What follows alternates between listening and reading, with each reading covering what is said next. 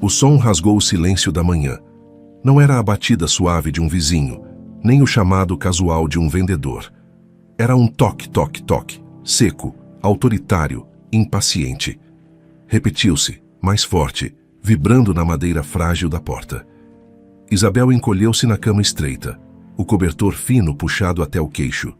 O coração, já acostumado a sobressaltos, martelava contra as costelas como um pássaro preso. Ela sabia.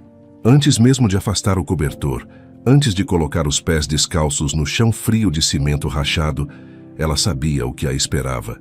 Aquele som era o prenúncio do fim. Respirou fundo, o ar pesado carregado com o cheiro de mofo e poeira que impregnava a pequena casa. Levantou-se, o corpo velho e cansado protestando a cada movimento. O vestido puído que usava para dormir roçava em seus joelhos ossudos. Atravessou o único cômodo que servia de sala, quarto e cozinha, desviando da mesa bamba e das duas cadeiras desparelhadas. O sol entrava timidamente por uma fresta na janela improvisada com plástico, iluminando as partículas de poeira que dançavam no ar. Toque, toque, toque! Mais alto agora. Uma voz masculina, abafada pela porta, chamou. Senhora, sabemos que está aí. Abra, por favor. Assunto oficial. Isabel fechou os olhos por um instante. A resignação lavou seu rosto com uma onda fria. Não havia para onde fugir. Não havia como adiar. A mão tremia ao alcançar a maçaneta gasta. Girou-a e puxou. A porta rangeu, revelando não um, mas 3 homens parados no pequeno terreiro batido em frente à sua casa. Estavam impecavelmente vestidos em ternos escuros, que contrastavam absurdamente com a pobreza do cenário. Sapatos lustrosos pisavam com hesitação na terra vermelha. Um deles, o que parecia ser o líder, deu um passo à frente. Tinha cabelos grisalhos penteados para trás e um rosto impassível, quase entediado. Segurava uma pasta de couro. Senhora Isabel Antunes? Perguntou a voz neutra, profissional. Isabel apenas assentiu, a garganta seca demais para formar palavras. Somos da Secretaria de Habitação e da construtora Vértice. Ele continuou, abrindo a pasta e retirando alguns papéis. Viemos cumprir uma ordem judicial de reintegração de posse e demolição imediata deste imóvel. Ele estendeu os papéis, mas Isabel não fez menção de pegá-los. As palavras ecoaram em sua mente, cada sílaba um golpe. Demolição imediata. Mas como assim? Conseguiu finalmente balbuciar, a voz embargada. Eu moro aqui há quase 5 anos. Senhora, interveio outro homem mais jovem com óculos de aro fino e uma expressão ligeiramente mais compadecida. Este terreno é uma área de ocupação irregular. Pertence ao município e foi designado para um novo projeto de desenvolvimento urbano. Além disso, ele acrescentou, baixando um pouco a voz, a estrutura da casa é precária. Laudos técnicos indicam risco iminente de desabamento. É para sua própria segurança e a dos vizinhos. Risco, segurança. As palavras soavam ocas, cruéis. Segurança era o teto sobre sua cabeça, por mais frágil que fosse.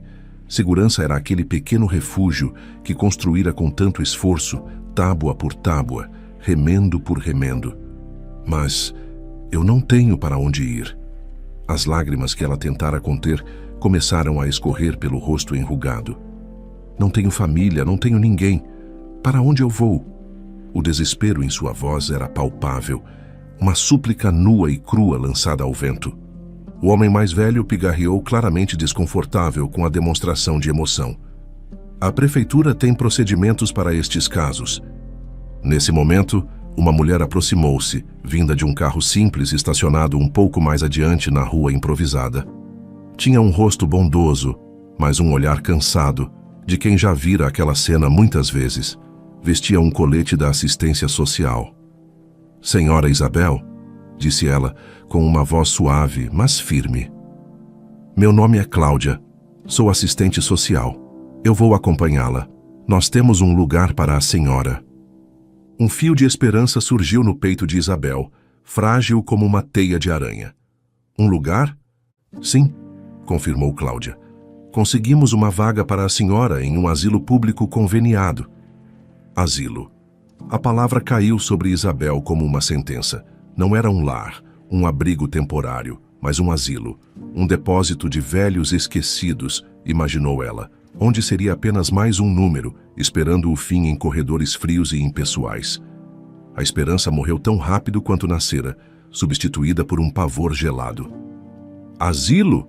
Repetiu, a voz um fiapo. Não, eu não posso ir para um asilo, não quero. O horror da ideia a fez recuar para dentro de casa, como um animal acuado buscando refúgio em sua toca. Ela tropeçou até o sofá velho, com o tecido rasgado mostrando a espuma amarelada por baixo, e desabou sobre ele. As lágrimas agora corriam livremente, soluços sacudindo seus ombros magros. Eu não vou sair daqui, disse ela entre lágrimas, a voz ganhando uma força inesperada, a força do desespero. Olhou para os homens parados à porta, o rosto marcado pela dor e pela raiva. Esta é a minha casa. Eu não saio. Se quiserem derrubar, vão ter que derrubar comigo dentro. Cruzou os braços sobre o peito, o queixo erguido numa postura de desafio fútil. O líder dos homens engravatados suspirou, um som de impaciência contida. Fez um sinal discreto com a cabeça. Dois homens altos e corpulentos, que até então permaneciam discretamente ao lado do carro da construtora, vestindo camisas polo com o logo da empresa, aproximaram-se rapidamente. Eram claramente seguranças, preparados para lidar com resistência. Senhora, por favor, não torne as coisas mais difíceis, disse um deles, a voz grave, mas sem ameaça explícita. Eu disse que não saio, gritou Isabel agarrando-se às laterais puídas do sofá. Os seguranças não hesitaram. Cada um segurou um de seus braços magros. Isabel debateu-se, tentou fincar os pés no chão, usou a pouca força que tinha para resistir. Foi inútil. Eles a levantaram do sofá como se ela fosse uma boneca de pano, seus pés mal tocando o chão. A humilhação da impotência a invadiu, mais dolorosa que o medo. O corpo, traindo sua vontade, relaxou. A luta esvaiu-se dela. Esperem, murmurou a voz rouca derrotada. Por favor, só me deixem pegar algumas coisas. Minhas roupas, meus documentos. Os seguranças trocaram um olhar e assentiram, afrouxando o aperto, mas permanecendo ao seu lado, vigilantes. O homem de terno fez um gesto de consentimento. Com os ombros curvados, Isabel arrastou-se até o canto que servia de quarto. Debaixo da cama, puxou uma mala antiga de papelão, amarrada com um barbante para não abrir. Abriu-a sobre a cama desfeita. Com mãos trêmulas, dobrou as poucas peças de roupa que possuía. Alguns vestidos desbotados, blusas gastas, um casaco de lã remendado. Pegou uma pequena caixa de metal, onde guardava seus documentos, a carteira de identidade amarelada pelo tempo, a certidão de nascimento, alguns papéis antigos cujo propósito ela mal lembrava. Era tudo. Uma vida inteira resumida ao conteúdo escasso de uma mala velha. Fechou a tampa, o som do fecho metálico enferrujado parecendo um ponto final. Carregando a mala numa mão, apoiando-se na parede com a outra, ela caminhou lentamente para fora. Os seguranças a seguiram de perto. Ao cruzar a soleira, parou e olhou para trás. Para as paredes rachadas, para os móveis velhos, para o espaço exíguo que fora seu universo nos últimos anos. Não era muito, e nem era seu por direito, como os homens haviam dito. Fora uma invasão, um ato de desespero para ter um teto. Mas ali, naquele barraco condenado, ela encontrara um simulacro de paz, uma trégua numa vida que parecia persegui-la com infortúnios. Uma lágrima solitária escapou e rolou por sua bochecha. Do lado de fora, o barulho já havia começado. Uma retroescavadeira, com suas garras metálicas ameaçadoras, avançava sobre a frágil estrutura. O primeiro golpe veio na parede lateral. O som de madeira estilhaçando, de taipas se desfazendo, foi como uma facada no peito de Isabel. Ela desviou o olhar, incapaz de assistir à destruição final de seu refúgio. Poeira subiu, engolindo o que restava. Foi então que ela percebeu os olhares. Alguns trabalhadores da demolição, encostados na caçamba de um caminhão, observavam-na. Não havia compaixão em seus rostos, apenas um divertimento cruel. Cochichavam entre si, e então ela ouviu as risadas. Risadas abertas, zombeteiras, direcionadas a ela. Isabel franziu o senho, a dor dando lugar à confusão. Por que riam? O que havia de engraçado em sua desgraça? Então, um deles, um homem mais jovem, de capacete amarelo e rosto sujo de poeira, falou alto o suficiente para que ela ouvisse, com um escárnio evidente na voz. Ei, olha lá, não é aquela velha? Aquela que vivia na televisão, cheia de pose? Outro respondeu rindo. É ela mesma. Caramba, que fim trágico, hein? Acabar num barraco caindo aos pedaços e ainda ser expulsa. Um terceiro acrescentou com uma maldade fria. Trágico nada. Se bem que, pensando bem, depois de tudo o que ela fez, ela merece passar por isso. Bem feito. As palavras a atingiram como pedras. Televisão. Fim trágico. Merece. De repente, tudo fez sentido. O passado. Aquele passado que ela tentara enterrar sob camadas de silêncio e esquecimento. O motivo pelo qual viera parar ali, buscando anonimato e paz. Ele a encontrara. Mesmo ali, na miséria e no desespero, seu passado a perseguia, estampado nos olhares e nas risadas cruéis daqueles estranhos. A vergonha a queimou por dentro, misturando-se à dor da perda. Nesse instante, uma figura se destacou entre os trabalhadores e os escombros que começavam a se acumular. Um homem alto, de porte atlético, que aparentava estar na casa dos 40 anos.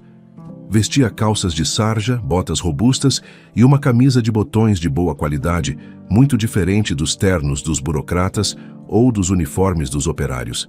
Ele não disse uma palavra, apenas lançou um olhar duro e penetrante na direção dos trabalhadores que riam. Foi o suficiente. As risadas cessaram abruptamente, os homens desviaram o olhar, subitamente interessados em suas ferramentas ou no chão. O silêncio que se seguiu foi quase tão pesado quanto o barulho da demolição. O homem então voltou sua atenção para Isabel.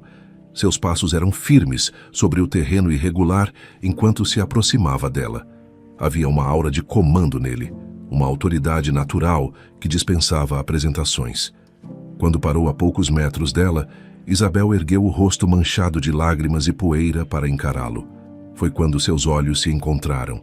Olhos escuros, intensos, que pareciam perscrutar sua alma. Um arrepio percorreu a espinha de Isabel, uma sensação estranha e desconcertante de déjà-vu. Ela já tinha visto aqueles olhos antes. Onde? Quando? A memória se recusava a vir, escondida nas brumas do tempo e da dor. Mas a sensação era inegável, um reconhecimento visceral que a deixou tensa. Senhora, a voz do homem era grave, controlada, educada, mas com um fundo de aço. Sou Ricardo. Ele se apresentou, estendendo a mão num gesto que ela não retribuiu, ocupada em segurar sua mala e sua dignidade esfarrapada. Sou o proprietário da construtora responsável por esta demolição. Ele fez uma pausa, o olhar varrendo brevemente os destroços antes de voltar para ela. E também da empresa que irá erguer o novo empreendimento neste terreno. Isabel continuou a fitar aqueles olhos. O nome não lhe disse nada, mas o olhar, aquele olhar, a transportava para algum lugar, algum momento enterrado em seu passado tumultuado. A conexão era tênue, mas perturbadora. O arrepio intensificou-se. Com a voz embargada, não apenas pela tristeza, mas agora também por uma apreensão crescente, ela reuniu suas forças para perguntar: Quem? Quem é o senhor? O silêncio que se seguiu à apresentação de Ricardo Vale esticou-se, tenso como uma corda prestes a arrebentar. O barulho da demolição ao fundo parecia distante, abafado pela intensidade do momento. O homem à sua frente não respondeu à sua pergunta de imediato. Seus olhos escuros, tão perturbadoramente familiares, fixaram-se nos dela com uma mistura indecifrável de dureza e algo mais... reconhecimento. Sim, por um instante fugaz, Isabel teve a nítida impressão de que ele também a reconhecia, não apenas como a antiga moradora do barraco, mas de uma forma mais profunda, mais antiga. A mandíbula dele contraiu-se levemente, um músculo saltando sob a pele bronzeada. antes que a máscara de impassibilidade voltasse a se assentar. Foi nesse instante, sob o peso daquele olhar que espelhava um passado doloroso, que a comporta da memória de Isabel se rompeu. Décadas se dissolveram como névoa ao sol da manhã. Ela não era mais a velha senhora desamparada vendo seu último refúgio ruir. Era a jovem Isabel, cheia de uma ambição que a consumia por dentro. A imagem de Flávio surgiu nítida em sua mente. Flávio, com seu sorriso fácil e seus olhos gentis, o uniforme de porteiro noturno ligeiramente amarrotado após uma longa jornada. Eles moravam num apartamento minúsculo, quase sem móveis, mas que parecia transbordar de amor e planos. Flávio, tão simples em seus desejos. Isabel lembrava-se de uma noite fria, sentados no chão da sala improvisada, dividindo um prato de macarrão. "Um dia, meu amor", dissera ele abraçando-a por trás, o queixo apoiado no ombro dela. "Vamos ter a nossa casinha. Um quintal grande, umas 3 ou 4 crianças correndo e fazendo bagunça. E você do meu lado sempre, rainha do nosso lar." Isabel sorrira, um sorriso que talvez já naquela época não fosse inteiramente sincero. Seus sonhos voavam muito mais alto, para muito além das paredes de uma casinha suburbana. "Eu quero mais, Flávio", respondera ela, virando-se para encará-lo, os olhos brilhando com uma febre que ele confundia com paixão. "Eu quero o mundo. Quero ver meu rosto nas capas das revistas. Quero luzes, fama, dinheiro, muito dinheiro. Quero que todos saibam quem eu sou." Flávio apenas sorrira de volta, com aquela confiança ingênua que o caracterizava. "E você vai conseguir, Isa. Você consegue tudo o que quer. Eu sei que consegue. Estarei aqui aplaudindo quando acontecer." E ela tentava. Ah, como tentava! Batia de porta em porta nas agências, aceitava qualquer papel insignificante, figurinhas em comerciais de margarina, uma sombra desfocada no fundo de uma cena de novela barata, sem direito a uma única fala. Pequenas humilhações diárias que alimentavam sua determinação. Não desistiria. Aquele mundo de glamour seria seu. Foi num desses trabalhos esquecíveis, numa gravação externa sob o sol forte, que ela o conheceu. Um diretor influente, conhecido por lançar estrelas e por ter um olhar clínico para novos talentos e para mulheres bonitas. Ele passou por ela várias vezes, o olhar demorando-se mais do que o profissionalismo exigia. Isabel sentiu o peso daquele interesse, um misto de vaidade e desconforto. Finalmente, ele se aproximou, um sorriso calculado nos lábios. "Você tem algo especial, menina", disse ele, a voz macia. "Um brilho, mas está no lugar errado." Ele claramente a estava paquerando. Isabel, ainda fiel à imagem de Flávio e ao amor simples que ele representava, recuou um passo. "Agradeço, senhor, mas eu sou comprometida. Tenho namorado." O diretor riu baixo, como se ela tivesse contado uma piada. "Namorados vêm e vão, querida. Oportunidades assim não." Ele tirou um cartão elegante do bolso do paletó. "Fique com meu número. Me ligue quando mudar de ideia. Ou quando quiser conversar sobre o seu futuro. O verdadeiro futuro." Isabel pegou o cartão com dedos hesitantes, sentindo o papel grosso e a tinta em relevo. Sentiu um calafrio, uma mistura de repulsa e tentação. Guardou-o no fundo da bolsa e tentou esquecer. Não ligou. Algumas semanas depois, a náusea matinal e o cansaço inexplicável a levaram ao posto de saúde. O diagnóstico veio rápido. Grávida. Quando contou a Flávio, ele explodiu em alegria. Levantou-a do chão num abraço rodopiante, os olhos brilhando de felicidade pura. "Um filho, Isa. Vamos ter um filho. Seremos pais. Uma família." Isabel forçou um sorriso, mas por dentro, um pânico gelado se instalava. Um filho, naquele momento?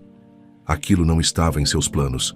Uma criança era um empecilho, uma âncora que aprenderia aquela vida medíocre que tanto desejava abandonar. A gravidez avançou, e com ela, a distância emocional entre ela e Flávio. Ele cuidava dela com devoção, falava com a barriga, comprava roupinhas de bebê com suas parcas economias.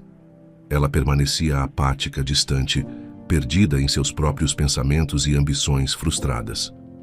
9 meses se arrastaram. O parto foi rápido, quase impessoal. Um menino saudável. Flávio estava radiante ao segurar o pequeno embrulho nos braços pela primeira vez. Lágrimas de pura emoção escorrendo pelo rosto. Isabel, na cama do hospital, sentia um vazio imenso, uma desconexão assustadora. Ele é lindo, Isa. Perfeito. Já pensou em um nome? Perguntou Flávio, a voz embargada. Isabel apenas deu de ombros, virando o rosto para a janela. Flávio, em sua ingenuidade, pensou ser depressão pós-parto, algo que passaria com o tempo. Mas era mais profundo. Era a rejeição silenciosa de uma vida que ela não queria. Assim que teve alta, voltou para o pequeno apartamento. Flávio foi trabalhar em seu turno noturno, deixando-a com o recém-nascido. O bebê dormia no berço improvisado. O silêncio da casa era opressor. Isabel abriu a bolsa e seus dedos encontraram o cartão do diretor. Encarou-o por longos minutos, os números parecendo dançar diante de seus olhos. O futuro que ele prometera versus o presente que a sufocava. A ambição venceu. Discou o número. Naquela mesma noite, Flávio voltou para casa exausto, ansioso por ver sua pequena família. Encontrou o apartamento vazio. O berço estava lá, mas o bebê não. Sobre a mesa da cozinha, um bilhete apressado, escrito na caligrafia elegante de Isabel. Flávio, meu amor, preciso ir. Preciso seguir meus sonhos. Não posso ficar presa. Um dia você entenderá. Eu te amo. E só. O mundo de Flávio desabou. O choque o paralisou por um momento. Depois veio a dor lancinante, a compreensão brutal do abandono. Ele caiu de joelhos no meio da sala vazia, um grito de angústia rasgando a garganta. Onde estava seu filho? A busca desesperada começou. Horas depois, uma vizinha condoída lhe entregou o bebê, que Isabel deixara com ela sob um pretexto qualquer antes de desaparecer. Flávio abraçou o filho minúsculo contra o peito, as lágrimas molhando o rostinho adormecido. Eu vou cuidar de você, meu filho, sussurrou ele, a voz quebrada pela dor e pela determinação. Eu prometo. Nunca vou te abandonar. Seremos só nós dois. Crash! O som ensurdecedor de mais uma parede do barraco vindo abaixo trouxe Isabel de volta ao presente com um solavanco. A poeira avermelhada subiu mais alto, quase obscurecendo o sol. E ali, parado à sua frente, estava Ricardo Vale, o homem que era a imagem cuspida e escarrada de Flávio. Os mesmos olhos, a mesma linha do maxilar, a mesma postura firme. Não havia dúvida. Aquele homem era seu filho. O filho cujo nome ela nunca se dera ao trabalho de escolher. O filho que abandonara décadas atrás. A compreensão a atingiu com a força de um golpe físico. A voz saiu trêmula, um fiapo carregado de décadas de culpa reprimida. Você é filho do Flávio? Ricardo Vale sustentou seu olhar, a dureza intensificando-se, um aceno curto e seco. Sim. A voz era baixa, controlada, mas carregada de uma emoção fria. E eu sei muito bem quem a senhora é. Aquela confirmação, a forma como ele disse à senhora, o abismo contido naquelas palavras, foi demais para Isabel. As comportas se abriram de vez. Um soluço alto escapou de seus lábios e as lágrimas jorraram quentes e amargas. As pernas fraquejaram e ela caiu de joelhos na terra batida, aos pés daquele estranho que era seu filho. Suas mãos agarraram a perna da calça cara dele, o tecido fino sob seus dedos trêmulos. Meu filho, gemeu ela, o rosto banhado em lágrimas, a maquiagem barata borrando em riscos sujos. Me perdoa, por favor, perdoa sua mãe. Eu sei que não mereço, mas me perdoa.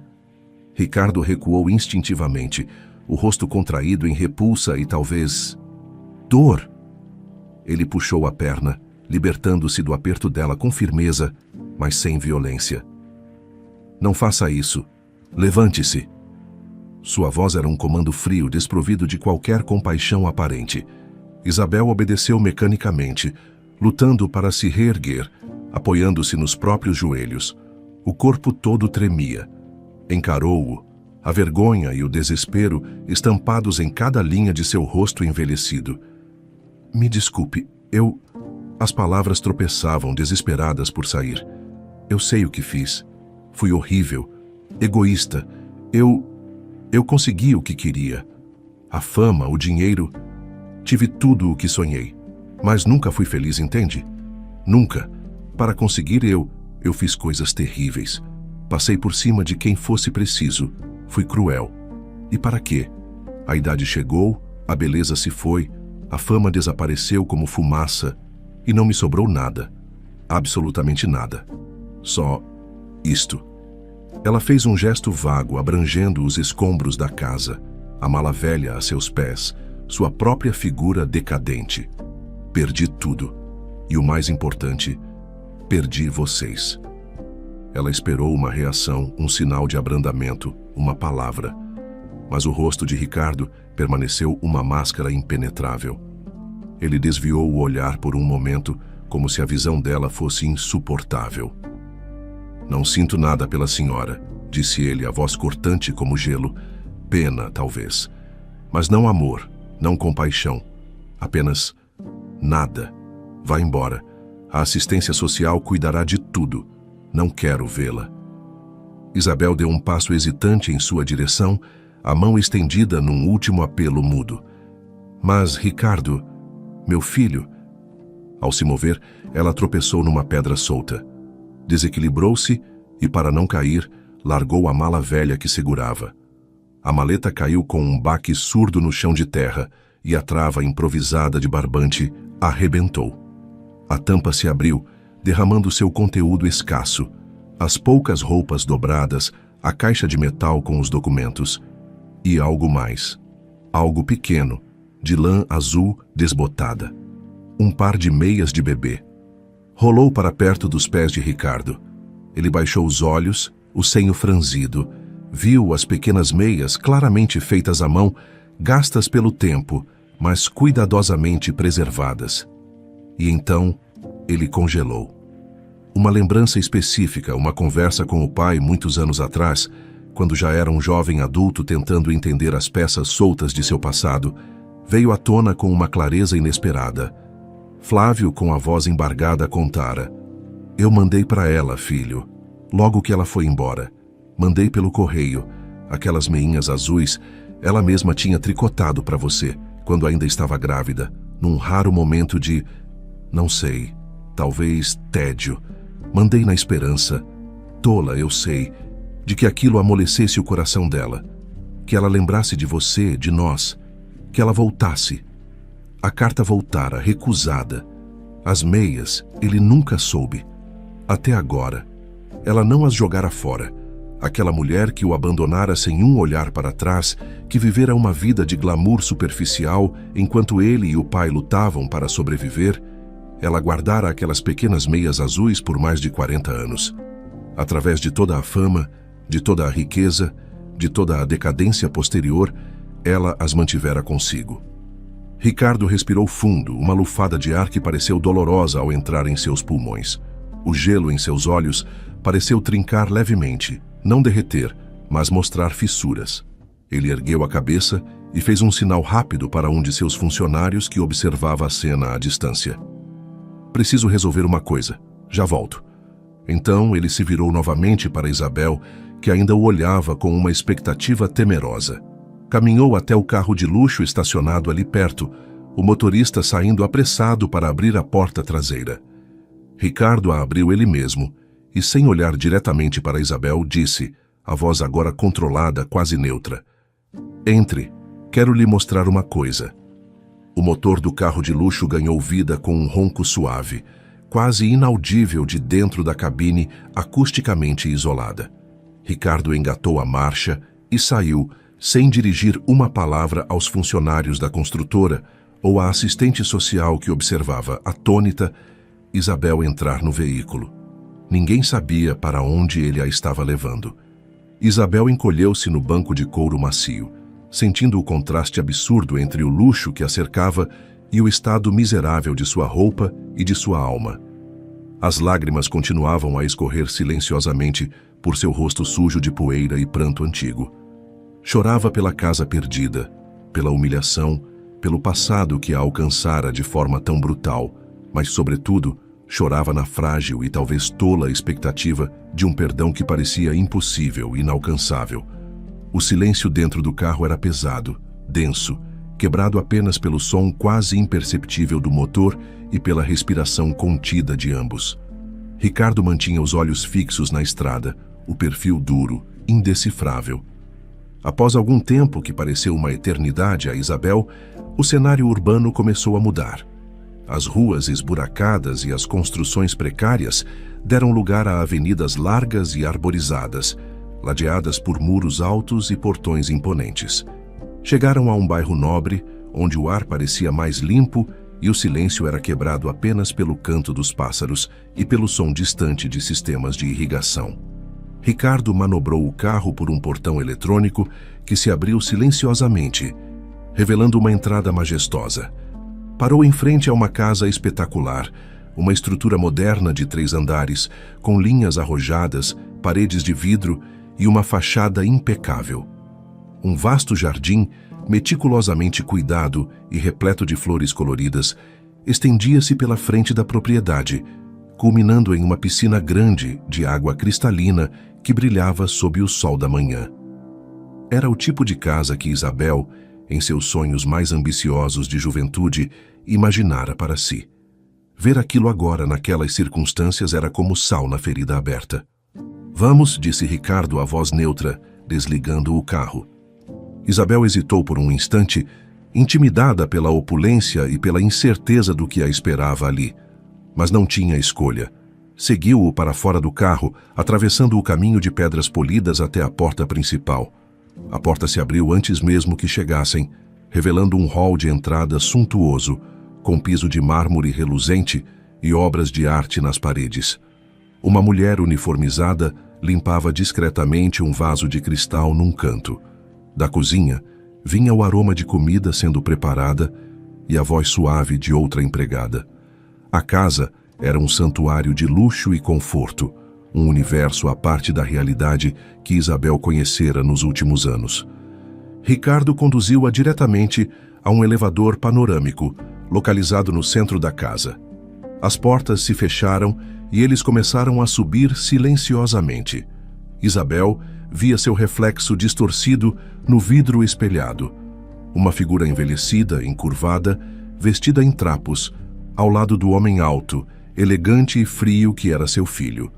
O coração dela batia descompassado, uma mistura de pavor e uma faísca de esperança que ela mal ousava nomear. Para onde ele a estava levando? Por quê? O elevador parou suavemente no último andar. Saíram para um corredor amplo e silencioso, com um tapete espesso abafando seus passos. Ricardo parou em frente a uma porta de madeira maciça e bateu levemente. "Pai, posso entrar?", chamou ele. Uma voz respondeu de dentro. Uma voz mais velha, um pouco fraca, mas inconfundível para Isabel. "Sim, filho, entre", era a voz de Flávio. Isabel congelou onde estava, o sangue parecendo gelar em suas veias. Uma mão voou para a boca, abafando um arquejo. Flávio estava ali, naquela casa? Ricardo abriu a porta e entrou. Isabel o seguiu hesitante, como quem entra em terreno sagrado ou minado. O quarto era espaçoso e bem iluminado, com grandes janelas que davam para uma varanda com vista para a cidade. Havia estantes repletas de livros, móveis confortáveis, e perto da janela estava ele, Flávio. Sentado numa cadeira de rodas, um livro aberto no colo. Parecia mais velho, os cabelos completamente brancos, o rosto marcado por rugas profundas. Mas os olhos ainda tinham um brilho de gentileza, embora anuviado por uma sombra de cansaço e dor. Ele ergueu o olhar do livro quando Ricardo entrou. Um sorriso afetuoso formando-se em seus lábios. Mas então seus olhos pousaram em Isabel, parada logo atrás de Ricardo, e o sorriso desapareceu, substituído por uma expressão de choque e incredulidade. Isabel? O nome saiu num sussurro quase inaudível, carregado de décadas de emoções conflitantes. Isabel sentiu as pernas fraquejarem, apoiou-se no batente da porta, incapaz de dar mais um passo. Flávio. Sua própria voz era um sopro, um eco fantasmagórico do passado. Um silêncio pesado preencheu o quarto. Flávio baixou o olhar para o livro, depois ergueu-o novamente para ela, uma expressão indecifrável no rosto. Conseguiu esboçar um sorriso mínimo, tingido de uma ironia melancólica. É bom vê-la de que não seja pela televisão. A observação, embora não dita com maldade, atingiu Isabel como um tapa. Ela não soube o que responder. Apenas permaneceu ali, parada, sentindo o peso de 40 anos de abandono e silêncio esmagando-a. Ricardo então deu um passo à frente, quebrando a tensão. Sua voz era controlada, mas havia uma corrente subterrânea de ressentimento que ele não conseguia disfarçar completamente. Meu pai tem dores fortes na coluna, Isabel, explicou ele formalmente. Anos e anos de trabalho pesado, sabe? Carregando peso, ficando em pé horas a fio em 2, às vezes 3 empregos. Tudo para que eu não passasse necessidade, para que eu pudesse estudar e ter uma chance na vida. Ele fez uma pausa, o olhar varrendo o quarto luxuoso antes de se fixar novamente nela. A cadeira de rodas ajuda a aliviar a dor, embora ele ainda consiga andar um pouco. Eu fiz tudo o que podia para honrá-lo, para dar a ele nos seus últimos anos a vida de rei que ele nunca teve. A vida que ele merecia, não fosse por escolhas alheias. O olhar de Ricardo endureceu, tornando-se acusatório. Enquanto a senhora brilhava nas capas de revistas e nas telas, enquanto construía sua fortuna e sua fama, esqueceu completamente que tinha deixado para trás um filho. Esqueceu dele. Apontou discretamente para Flávio. Poderia ter mandado uma pensão, não precisava ser muito. Poderia ter escrito uma carta, um cartão postal. Poderia ter feito uma ligação anônima, só para saber se estávamos vivos. Poderia ter tentado uma visita discreta, uma vez que fosse em 40 anos. Mas não fez nada. Escolheu o silêncio, o esquecimento. Como se nunca tivéssemos existido. Ele deu um passo em direção a ela, a voz baixando para um tom gélido e cortante. Então me diga, Isabel, olhe para ele, olhe para mim, e me diga, por que você acha que eu deveria lhe perdoar? Por que ele deveria sequer olhar na sua cara? As palavras de Ricardo caíram sobre Isabel como marteladas. Cada acusação era verdadeira, irrefutável. Não havia defesa, não havia desculpa. O silêncio que se seguiu foi preenchido apenas pela sua vergonha avassaladora. Ela baixou a cabeça, incapaz de sustentar o olhar de Ricardo ou de Flávio. As lágrimas voltaram a escorrer, silenciosas e inúteis. Você tem razão, conseguiu murmurar, a voz embargada pela culpa. Não há perdão para mim, eu não mereço perdão nenhum. Ergueu os olhos marejados para Flávio uma última vez. Viu a dor antiga misturada a uma sombra de pena, compaixão. Não ousou interpretar. Me perdoe, Flávio, sussurrou ela, sabendo que as palavras eram vãs. Mesmo sem merecer, me perdoe.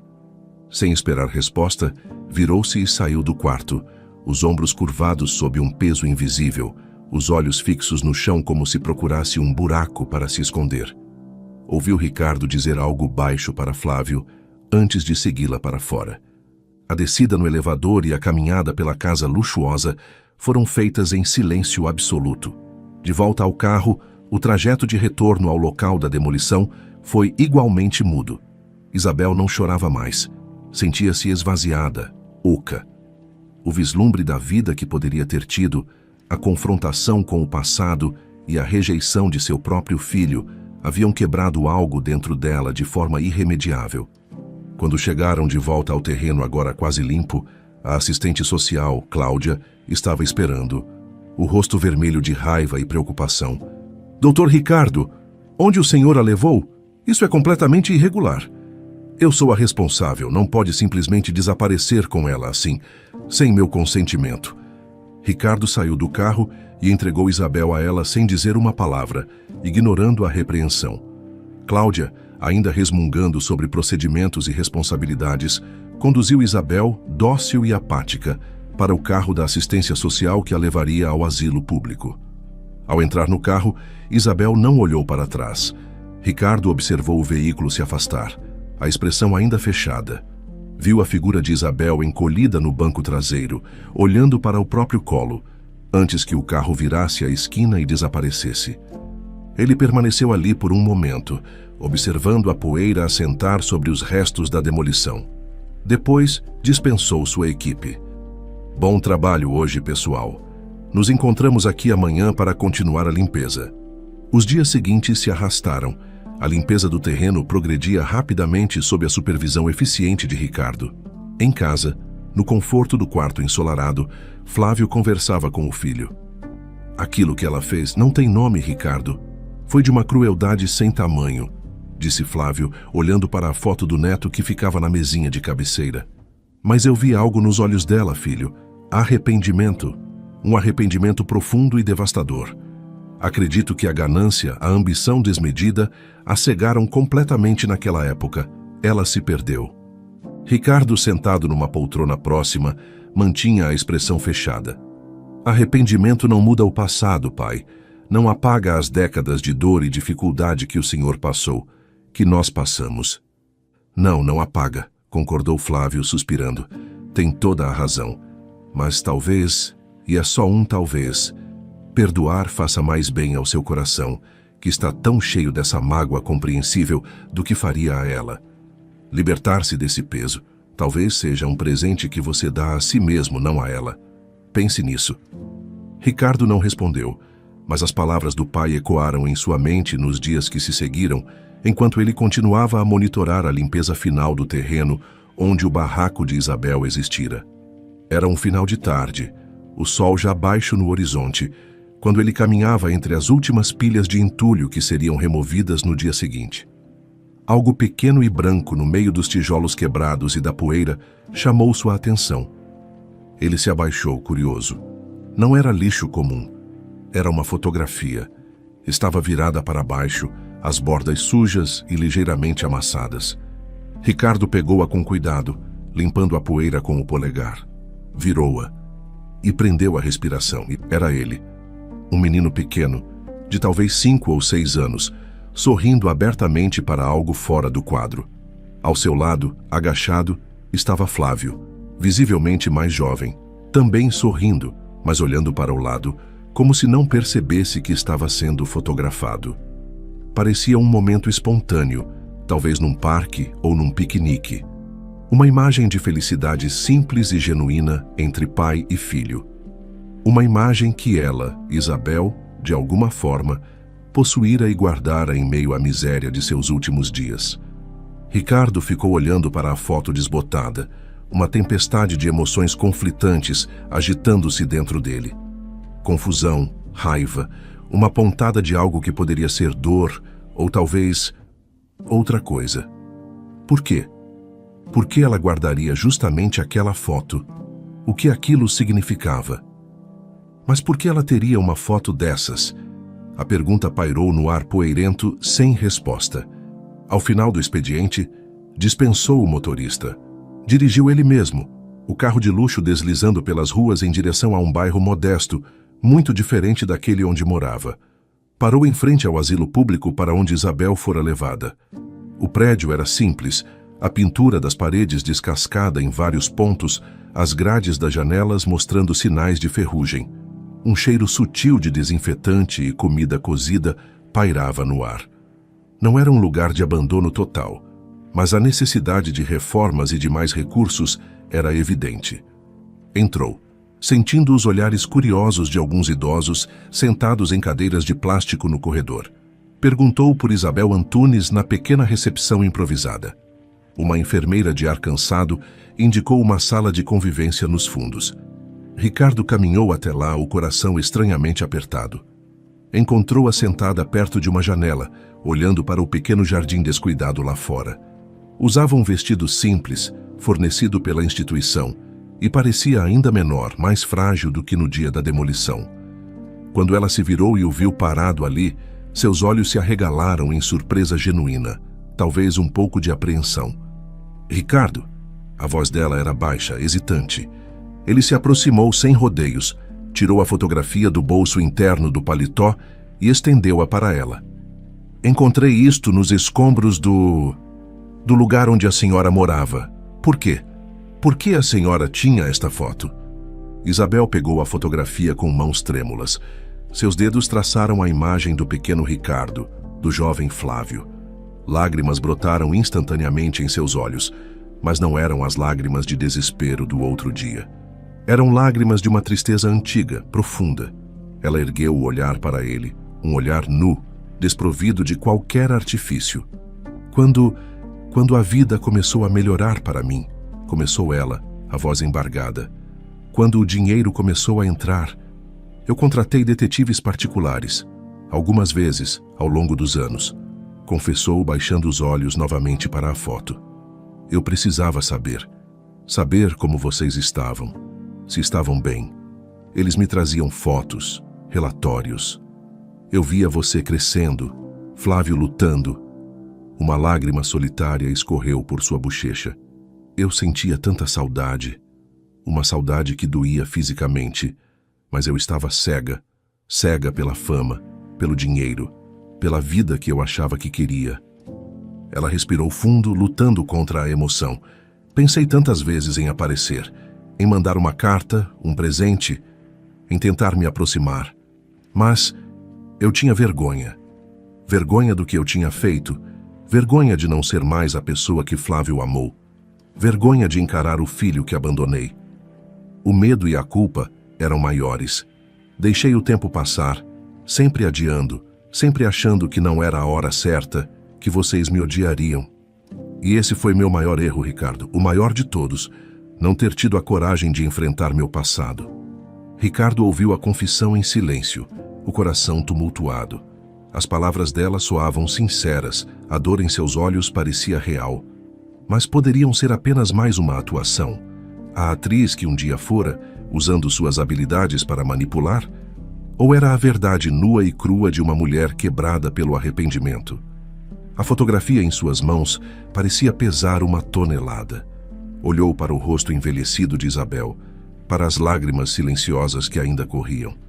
Não sabia mais o que pensar, o que sentir. A raiva que o consumira por tanto tempo parecia vacilar, dando lugar a uma confusão desconcertante.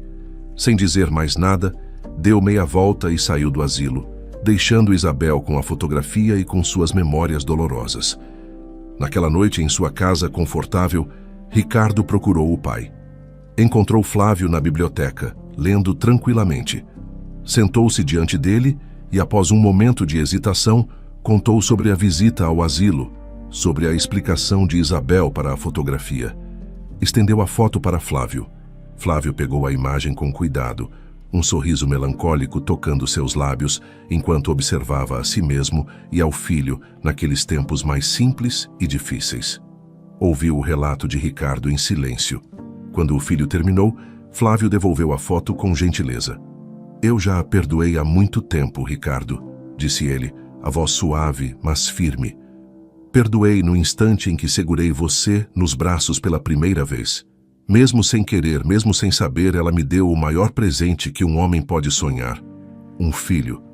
O resto, as mágoas, a dureza da vida. Isso faz parte da jornada. Mas o perdão, pelo menos o meu, ela já tem." Ele olhou nos olhos do filho com seriedade. "Ela não pode mais te fazer mal, Ricardo. Não tem mais esse poder sobre você, a menos que você permita. O que aconteceu, aconteceu. A decisão agora é sua. O que você precisa fazer para seguir em frente? Para curar o seu coração, pense nisso."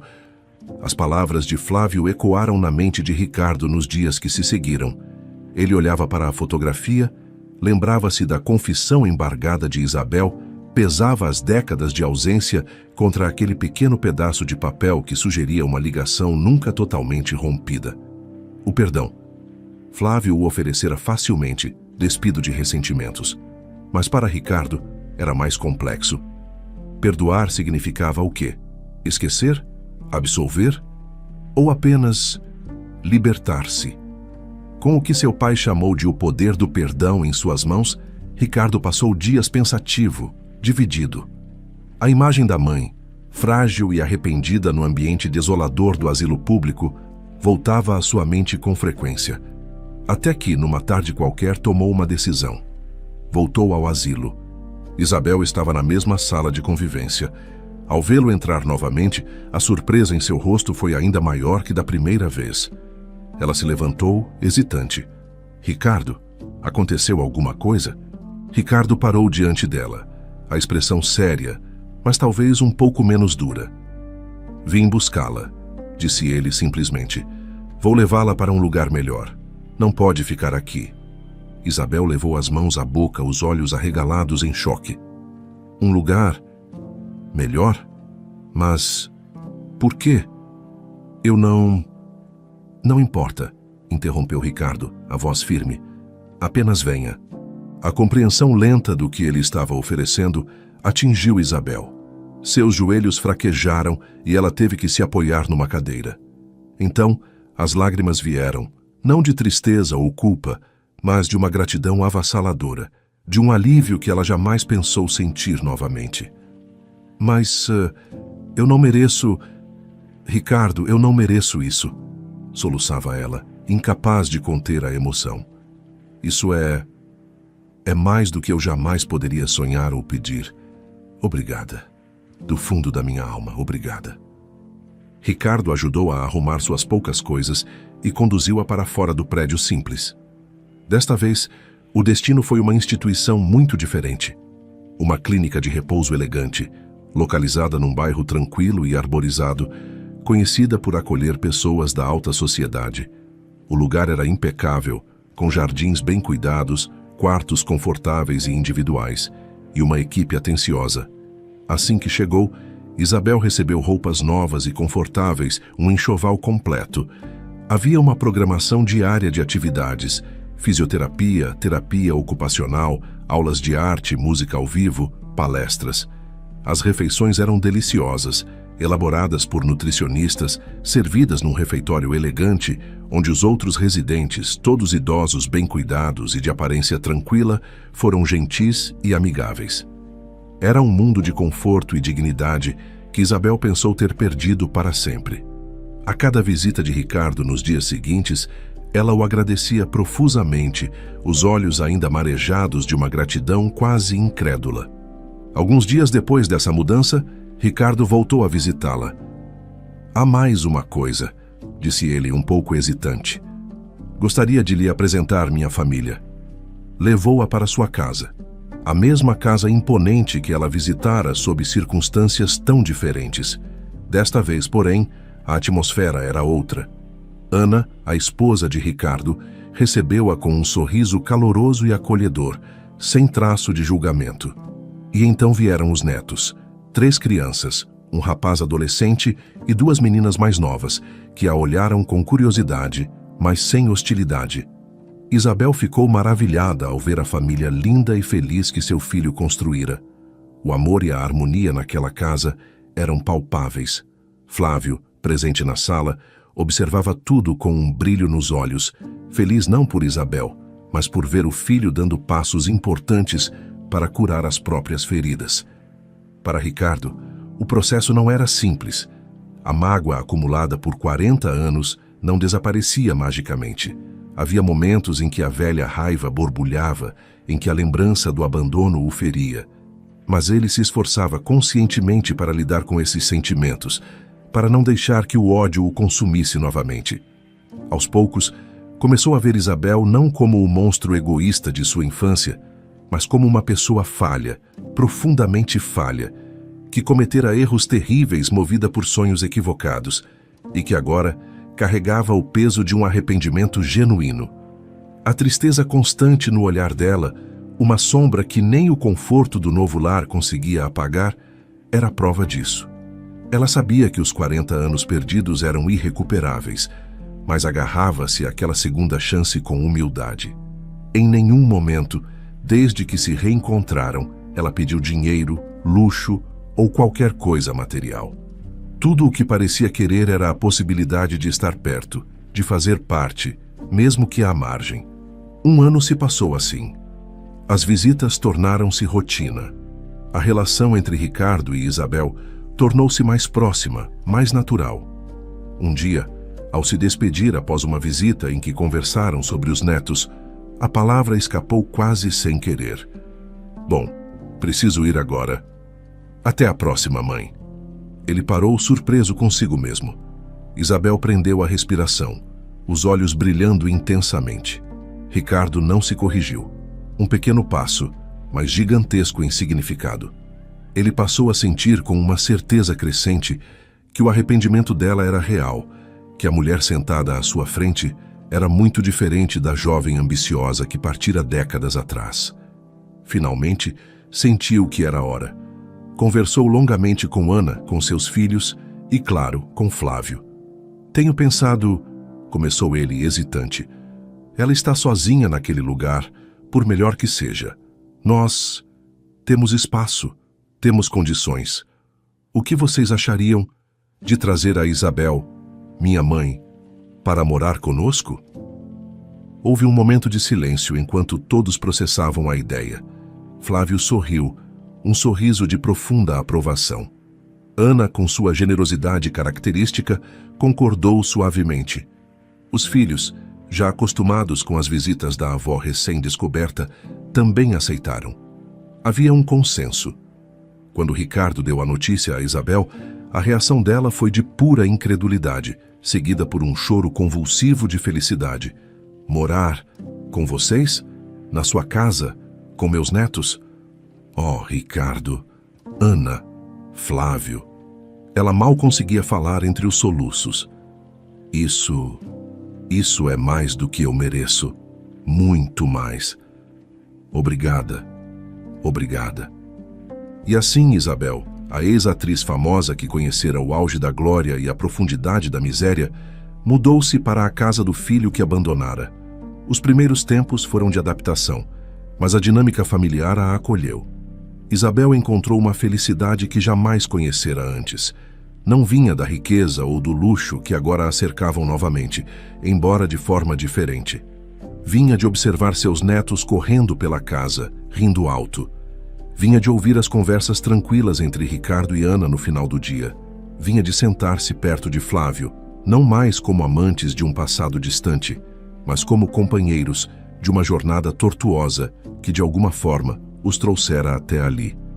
Assistindo àquela tapeçaria de vida familiar se desenrolar ao seu redor, Isabel finalmente compreendeu, com uma clareza que só a dor e o arrependimento poderiam trazer, que uma família feliz, unida pelo perdão e pelo amor, era um bem infinitamente mais valioso do que todo o dinheiro e toda a fama que um dia possuíra.